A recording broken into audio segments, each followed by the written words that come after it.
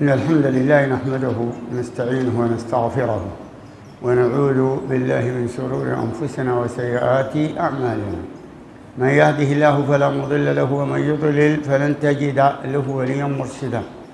أشهد أن لا إله إلا الله وحده لا شريك له، وأشهد أن نبينا وحبيبنا محمد صلى الله عليه وعلى آله وصحبه وسلم تسليما كثيرا. قد بلغ الرسالة وأدى الأمانة ونصح الأمة وجاهد في الله حق جهاده حتى أتاه اليقين. تركنا على المحجة البيضاء ليلها كنهارها، فصلوات ربي عليه وعلى سائر أنبياء الله أجمعين. السلام عليكم ورحمة الله وبركاته. نواصل بإذن الله عز وجل من كتاب الجمع بين الصحيحين للإمامين العظيمين الإمام البخاري وتلميذه الإمام مسلم، ونقف مع أحاديث ذات معنى واحد، يعني يحكي فيها هذا النبي العظيم شيئا من هذا الواقع الذي تمر به الأمة، سواء كانت الأمة الإسلامية أو يمر به العالم جميعا. فالحديث الأول هو مشهور كثير تكرر، لكن لأنه مرتبط بالآخر. عن ثوبان قال رسول الله صلى الله عليه وسلم: إن الله زوى لي الأرض فرأيت مشارقها ومغاربها، وإن أمتي سيبلغ ملكها ما زوي لي منها، وأعطيت الكنزين الأحمر والأبيض، وإني سألت ربي لأمتي ألا يهلكها بسنة عامة، وألا يسلط عليهم عدوا من سوى أنفسهم فيستبيح بيضتهم. وإن ربي قال: يا محمد، إني إذا قضيت قضاء فإنه لا يرد، وإني أعطيتك لأمتك ألا أهلكهم بسنة عامة، وألا أسلط عليهم عدوا من سوى أنفسهم يستبيح بيضتهم، ولو اجتمع عليهم من بأخطارها، حتى يكون بعضهم يهلك بعضا ويسبي بعضهم بعضا. هذا الحديث من طريق الصحابي ثوبان، وهو من الذين تشرفوا ونالوا المكان العليا بأنه خدم رسول الله صلى الله عليه وسلم. ابن القيم رحمه الله في كتاب زاد المعاد له أبواب عجيبة، فعنده باب في الذين خدموا رسول الله، فمنهم ما ذكرنا خدم النبي إلا وكان ثوبان، وده معناه هو ممن خدم القيادات العليا، وهو خدم النبي، هذه مكانة عليا. نحن نقول زود الخدم النبي عليه الصلاة والسلام من خدمه، من عماله، أو من الفراشين باللغة اللاتنة اللي كانوا فراشين عند النبي، يساوي عندنا هنا من يختار رئيسا للعالم الإسلامي كله. لو اجتمع الدنيا دي كلها الليلة ويختاروا ذو صور رئيس سعادة فلان أو الليفو فلان والله الفريق فلان والله الملك والله الإمبراطور، كلهم ما فيهم واحد يساوي الذين تشرفوا بخدمة هذا النبي العظيم. ثوبان هذا يوم دخل على النبي صلى الله عليه وسلم كما روى البخاري، فقال: يا رسول الله، إني أريد أن أكون يوم القيامة معك في الجنة. شوف الطلب، أول حاجة قال له: عاوز أكون معك يوم القيامة. وين؟ في الجنة. ما قال له أمشي معك ماليزيا، والله أمشي معك أتنزه في شارع النيل، أو لو ده أمشي معك لندن أو باريس. داير أكون معك وين؟ في الجنة. وكمان السؤال درجته عالية، لأنه الجنة دي درجات جوا، ما رضى بأن تكون درجته عالية درجة فراش، رفع الدرجة عالية فوق، داير يكون منه مع النبي. يعني هسه أنا براي لو قالوا يا جماعة يوم الأحد، قالوا إجازة، لو قالوا يوم الأحد في رحلة للخرطوم كلها لجبل أولياء، بفرح لأنه فيها سمك وحاجات يعني، لكن ما بقول للغاية الأعلى غاية ده أبقى معاك، بس أكل السمك وأجي، مش أي محل. لكن أقول له ده أقعد جنبك بشوف دي مالها كثيرة. شوف هذا الخدام داير الجنة معلش، لكن داير وين؟ داير درجة كم؟ ما دي أعلى درجة. أعلى شنو؟ فشوف النبي عليه الصلاة والسلام ما قال له يا زول، يا زول مكراع عقدوا عن قريبك، يا زول شنقدك، ما كان يقول له كده. قال له يا ثوبان أعني ساعدني بكثرة السجود. ما قال له عني بالدولارات وغمت لي في جيبي وعصر لي، قال له بس صل. يعني معناها شنو؟ ثوبان واصل صلي، معناها لقى الدرجة شنو؟ هذه درجة عليا، أن يكون في الصف مع النبي. قال رسول الله صلى الله عليه وسلم: إن الله زوى لي الأرض فرأيت مشارقها ومغاربها. نحن الآن قدام الكاميرات، ده الزوايا مش كده؟ يعني من هنا مسجد الفلاح ممكن يشوفونها في تركيا، لكن الكلام ده قبل 1400 سنة، لا في كاميرا ولا في قناة الحدث ولا في الجزيرة وفي الكلام الفارغ ده. يبقى النبي قال إن الله زوى لي الأرض، ما تقول لي كولومبوس مشى لف استراليا واكتشف كذاب. اللي اكتشف العالم ده النبي، الدنيا كلها قال قدامه، خطها له قدامه. قال الله خطها لي شنو؟ إن الله زوى لي الأرض كده من فوق، من حدودها الغار المتجمدة فوق إلى جنوبها إلى مشرقها إلى مغربها، بحارها جبالها كلها خطها له وين؟ قدامه. خلاص انتهينا. فرأيت مشارقها ومغاربها. الجغرافيا عندهم تحديدات عامة وخاصة، لكنهم يقولوا المشرق والمغرب كناية عن شنو؟ سيطرة العالم كله. عشان كده النبي عليه الصلاة والسلام قال شنو؟ ما بين المشرق والمغرب قبلة. ما يتفلسفوا على الجغرافيا يقولون اكتشفنا، لا، النبي قبلكم قال ما بين المشرق وشنو؟ والمغرب. وإن أمتي اليد هي الملكية، وإن منو سيبلغ ملكها. الملك المقصود هنا مو ملك العقالات والقطاطي والقفاطين والظلم والعصي والعربيات وما تبوري، لا، الملك الذي فيه الاستخلاف في الأرض. إني جاعل في الأرض خليفة، يعني ينزل حكم الله وين؟ في الأرض، ده الملك. لكن الملك اللي لسه بيخافوا منه في بلاد كده، كان مشيت إن الملوك إذا دخلوا والله السجن طوال. الكذب قال لي اقرا الآية دي، إن الملوك إذا دخلوا غطسوا حجرا، ما تقولها ما، لكن ده ملك ما بيشبه الملك الظلم. قال ما زوي لي منها.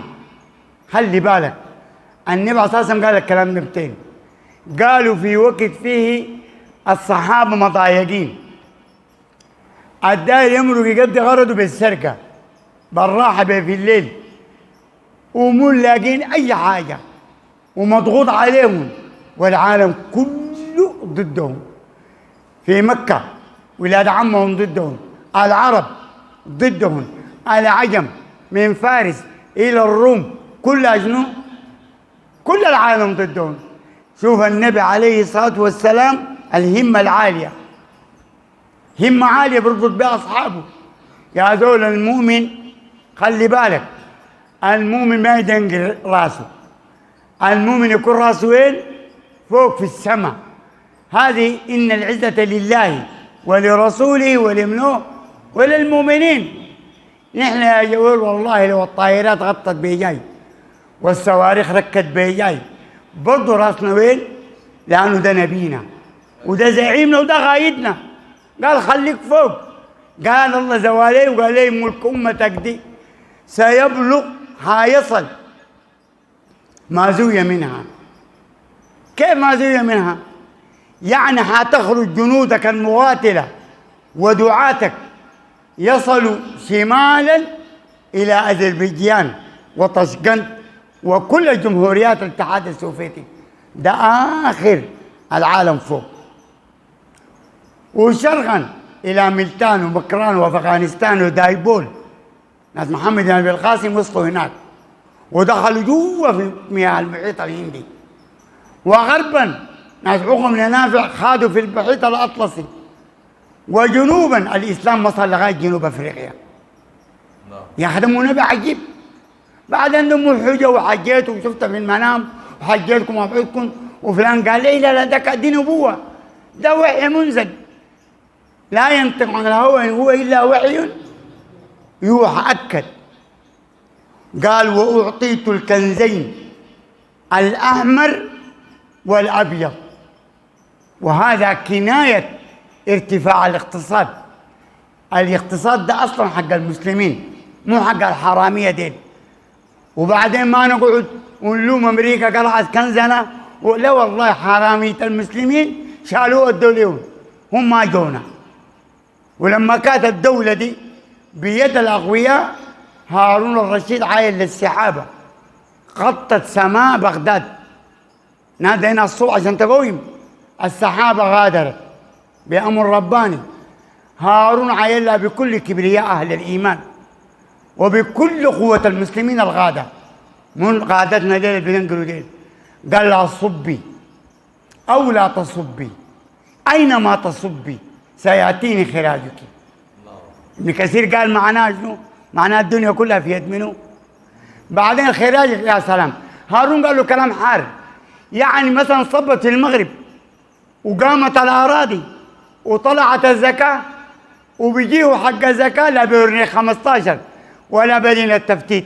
والله يقول له يا هارون انت محظوظ، لو جيت هنا ال100 ترتبي صدق 40. ده يبلع وده يبلع وده يبلع وده يبلع، انا مطتك صلك في الشوال واحد. لكن لانه هو يعلم ان الله عمر الارض وعمر قلوب المسلمين اللي معه، عارفه بتصل كلها ما بفضل بيشيلها. صبي او لا تصبي، اينما تصبي سياتيني. متاكد قال لا. عشان كده عمر بن عبد العزيز لما تولى الخلافه مره عمل له اجتماع طارئ محير، دعا العلماء ودعا اصحاب الراي، قال له راح عندي مصيبه. جوه العلماء قالوا لهم قال لهم ترون اني قد ارسلت العاملين للزكاه الى الدوله كلها فجمعوا الزكاه وما تركوا من فقير ولا مسكين الا اعطوه، وقد فاض هذا المال ذهب وفضه وجواهر وقمع. يا اخي ما تشيل تبلع وتخط في كنز مركز القومي تخط جيبك فيه، لا لا. وهو مفلس لابس له فد لبسه. والله خلي بالك الجماعه الناس ديل جات مره شايله له ورقه عندها شكيه ليه الخليفه، لقيته قاعد عنده قصر وفي العربيات الزرق والحمر دي، قالوا له هذا في بيته. فلما جات البيت لقيت لها بيوت كده زي بيوت العشوائي، العفو بيوت العشوائي بس زي بيوت العشوائي. ولقيت لها زول بيرموا له بيدفوا في الطين بيبني، لابس عريري قصير وطويقيه. لكن الحيره لقت فاطمه بنت عبد الملك العظيم بتشيل في الطين وبتديه يبني، فقدمت لها نصيحه قالت لها يا فاطمه اتقي الله، أتغفين كاشفة الرأس مع عبدك؟ قالت له إنه زوجي عمر بن عبد العزيز. فبكت المرأة قالت له هذا خليفة المسلمين شغال بنا، ما يجيب المساجين يبنوا له، ما هنا بيجيبوا المساجين مساكين يدقدقوا فيهم امشي شنو المرأة تنبطح ويشتغلوا. لا لا لا يبني برا، ده بقدم نموذج للدنيا، بيقدم شنو؟ نموذج.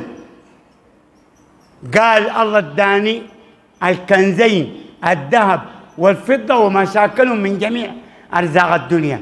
الله خطين هنا آخر الدراسات الاقتصادية أن أكثر من 90% من مخزون الذهب والفضة واليورانيوم وكل المكونات الفضة يوجد في العالم الإسلامي، أكثر من 90% بالأرقام والبوكسايت.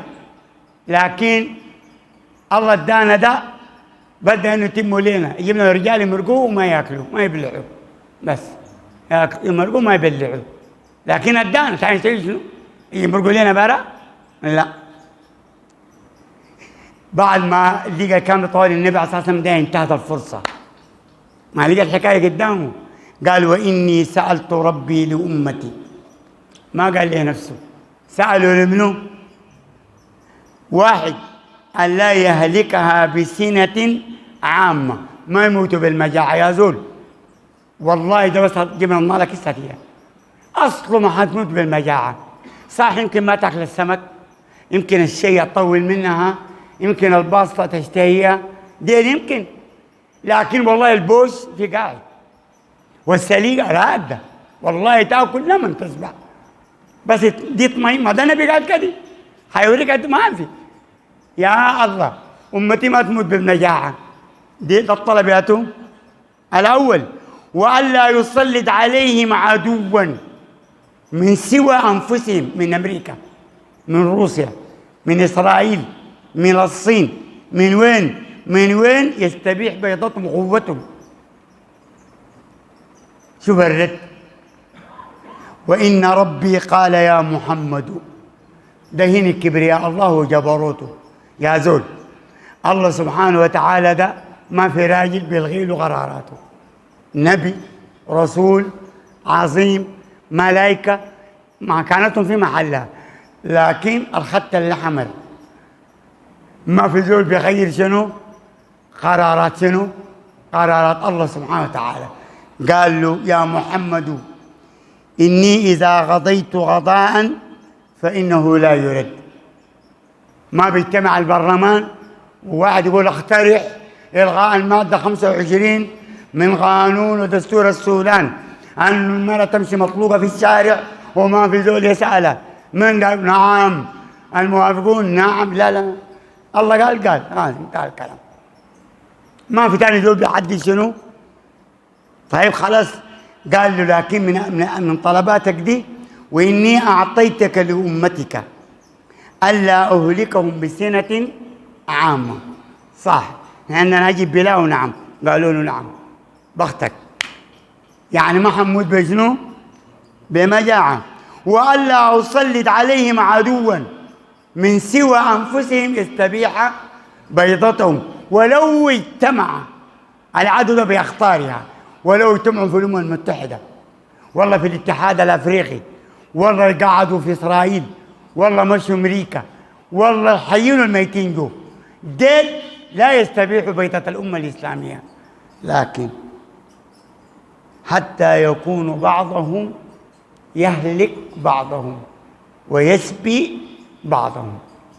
أفتح بعدين من هنا لا يوم الجمعة، أفتح الحدث والجزيرة، شوف الرصاص المدوي، شوف الشنق، شوف الكتل، تلقى وين؟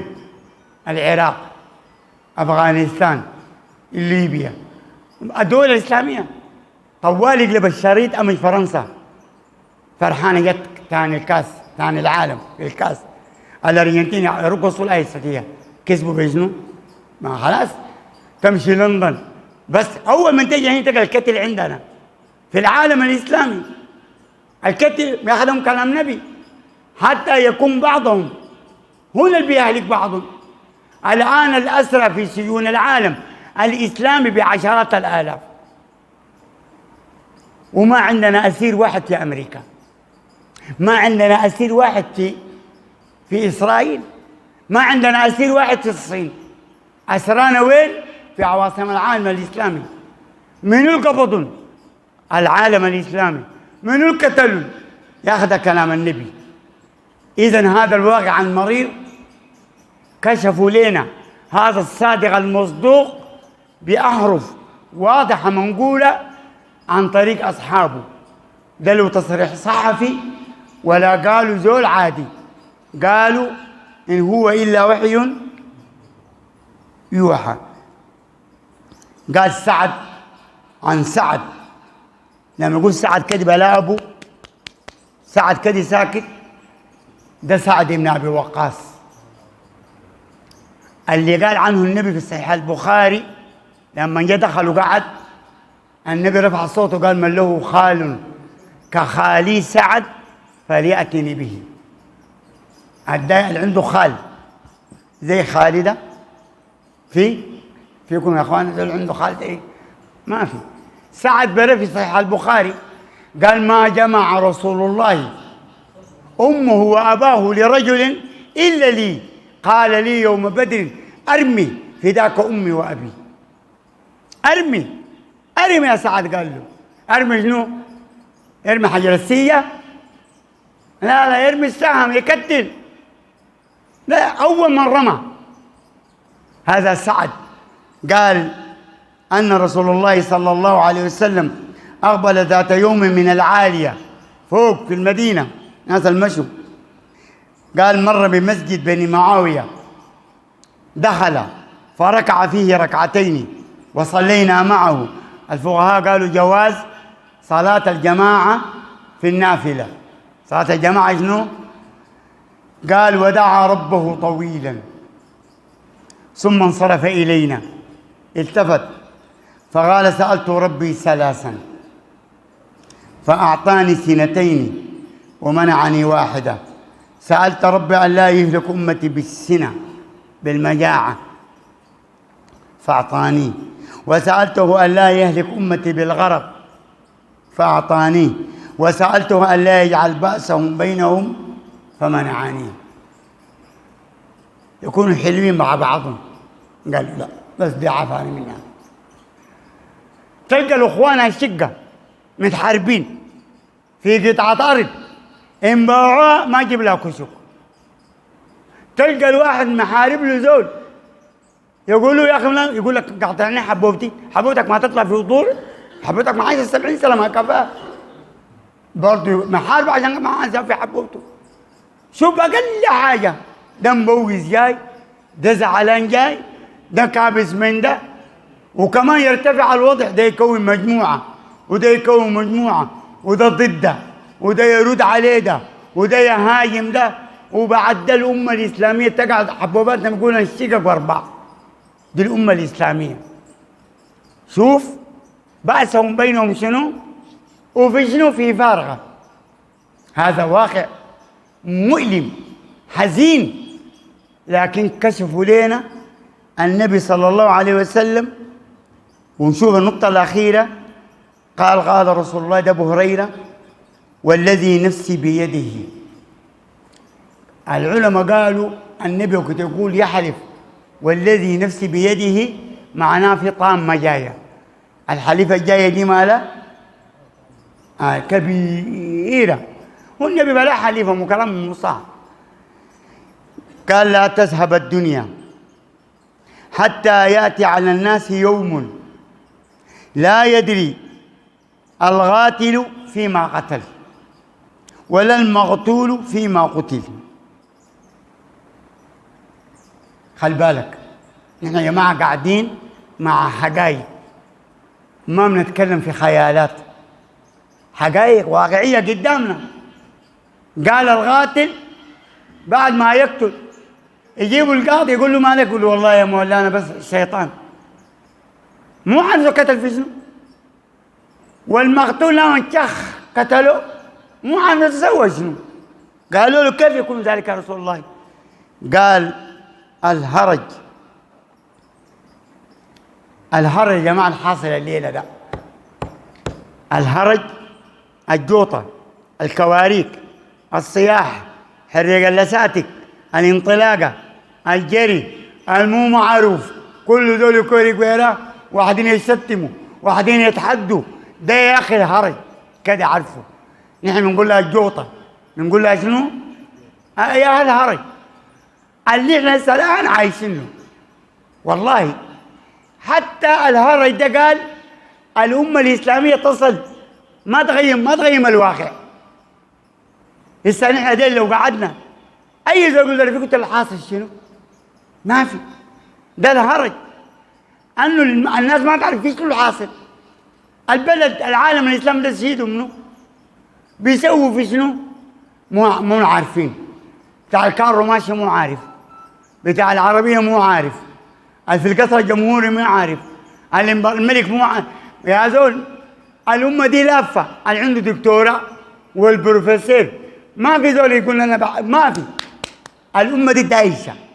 الآن نحن بنعيش في وضع النبي قال الهرج، لكن قال القاتل والمقتول في النار. عشان يا زول يدك دي أعمل حسابك، أوعى تطلع في جوطة، أوعى تطلع في كواريك، أوعى تشيل لك سكين وتمرق، أوعى تشيل لك خنجر وتمشي، لأنه النتيجة في الآخر القاتل الصحابة قالوا ده القاتل عرفناه النار بيستحقها، فما بال المقتول؟ قال لأنه كان حريصا على قتله، ما داك سببه، هو برضه كان داير يقتل، وده العمل بالنية.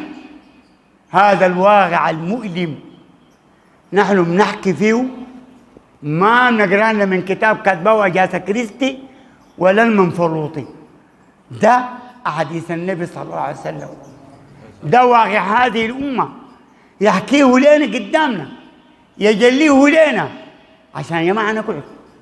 هنقعد وين؟ في المساجد دي يا جماعة.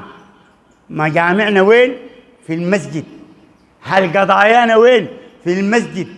نحن يا جماعة لابد نصلح، والبداية من وين؟ من صلاح القلوب، نربطها بابنه برب القلوب.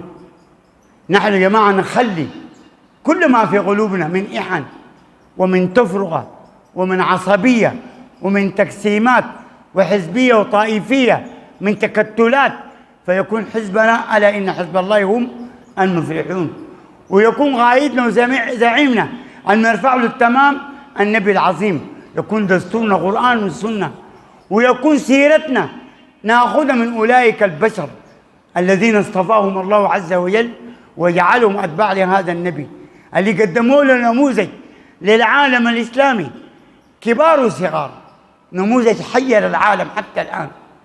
نحن يا جماعة ما دام ديك صلته والنبي ادانا بشارة وقال إمام أهل السنة والجماعة، عملاق السنة، إمام دار الهجرة، الإمام مالك بن أنس، قال إن الله لا يصلح آخر هذه الأمة إلا بما صلح به أولها.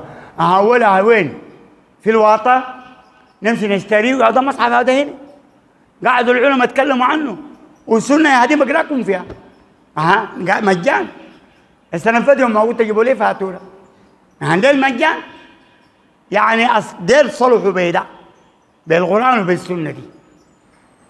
وأي شيء دايرة، أي شيء دايرة ما في دول يجي يقول لنا والله الإسلام ولا لا ومشاكل، لا لا والله أي حاجة نهض بها الغرب نهض بها الشرق نحن نطلعها من القرآن ونطلعها من وين؟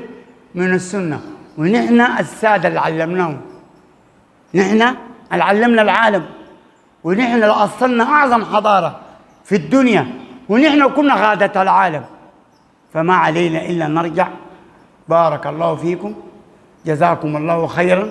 اللهم اغفر لنا ذنوبنا، كفر عنا سيئاتنا، اللهم ارحمنا برحمتك الواسعة، اللهم انصر ديننا وانصر إسلامنا واعل من شأن الأمة الإسلامية، اللهم اجمع صفنا، وحد كلمتنا، اللهم من أراد بالإسلام خيرا وبالسودان خيرا فاجعل خيره على يده، ومن أراد بنا شرا فاجعل كيده في نحره وتدميره في تدبيره.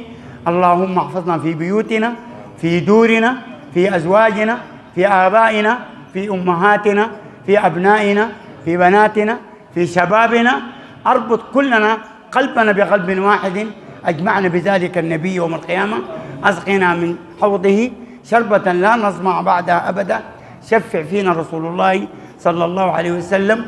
بارك الله فيكم، جزاكم الله خيرا.